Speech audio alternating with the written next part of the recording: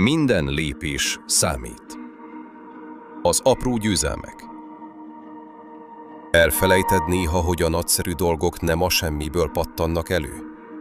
Hogy a legnagyobb hegyeket is apró lépésekkel lehet megmászni. A mai rohanó világban hajlamosak vagyunk csak a hatalmas célokra fókuszálni, és elfelejtjük megünnepelni azokat az apró győzelmeket, amelyek valójában a mindennapi fejlődésünk motorjai. Gondolj bele! Ma felkeltél időben? Megittál elég vizet?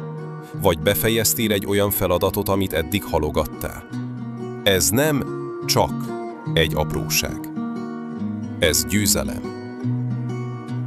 Ezek azok a kis lépések, amelyek építik az önbizalmadat, lendületet adnak és megmutatják, hogy képes vagy rá.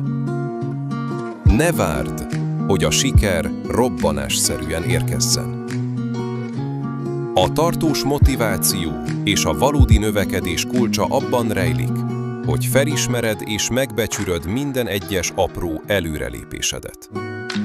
Érezd a büszkeséget, amikor kipipálsz egy tételt a listádról, amikor betartod az ígéretedet önmagadnak, vagy amikor egyszerűen csak egy kicsit jobban csinálsz valamit, mint tegnap.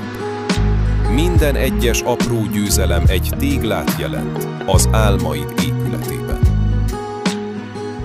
Ne becsüld alá az erejüket. Kezd el még ma gyűjteni őket. Ünnepeld meg mindegyiket, és figyeld meg, hogyan építkezik a lendület, ami elrepít a legnagyobb céljaidhoz. Mert a siker nem egy cél, hanem egy gyönyörű utazás, tele apró, de annál fontosabb győzelmekkel. A kis mi volt a mai aprózelmed? Ünnepeld meg,